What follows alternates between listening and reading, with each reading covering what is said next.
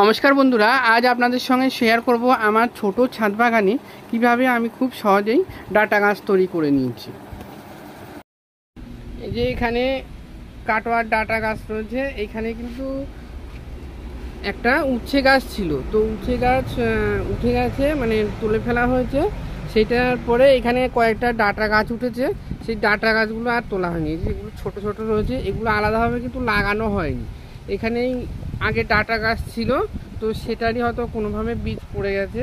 আর এদিকে এইখানে এই গ্রো ব্যাগটার মধ্যে ঝিঙে গাছ লাগানো ছিল, তো এই ঝিঙে গাছের যে গ্রো ব্যাগটা সেটার মধ্যে এইভাবে বীজ পড়েছিল, আর এই বীজ পড়েই ডাটা গাছ উঠেছে।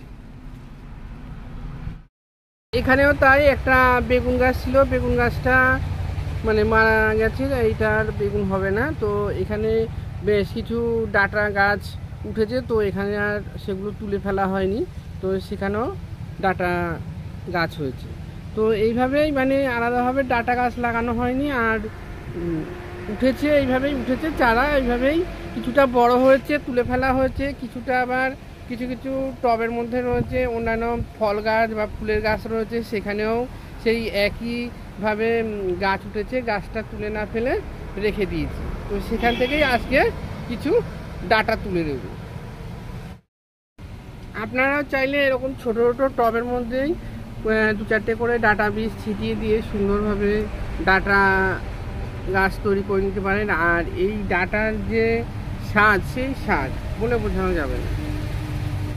টবের মধ্যে তেমন কিছুই লাগানো ছিল না, এখানে মাটি ছিল, আর ওই যে বললাম আগের বীজ যেভাবে হোক মানে বাতাসে ওড়ে, তো এইভাবে পড়েই গাছ দু একটা ডাটা গাছ টবের মধ্যে উঠেছে। তো সেগুলোকেই না কেটে ফেলে রেখে দিয়েছি, আর সেখান থেকেই আজকে বেশ কিছু ডাটা তুলে নিচ্ছি। এছাড়া এই যে এখানে সাইডে দেখতেই পাচ্ছ যে এখানে কিছু ফলের বাস্কেট আছে, তো ওই বাস্কেটগুলোর মধ্যেও ডাটা গাছ লাগানো রয়েছে, তবে ওগুলো আজকে তুলছি না।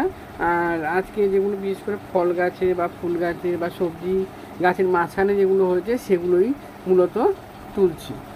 এইটা হচ্ছে আমার ছাদ বাগানে একটা গন্ধরাজ লেবু গাছ রয়েছে, সেখানে এই ডাটাটা হয়েছে, আর এই ডাটাটা অনেকটা বড় হয়েছে। আর মানে এই গাছটা বীজের জন্য রাখা হয়েছে, তো বীজও রাখা হবে আর ডাটাটাও খাওয়া হবে। তার জন্য একটা কথা বলি, এই গাছগুলো কিন্তু আলাদাভাবে কোনো পরিচর্যা বা এক্সট্রা খাবার দেওয়ার প্রয়োজন হয়নি।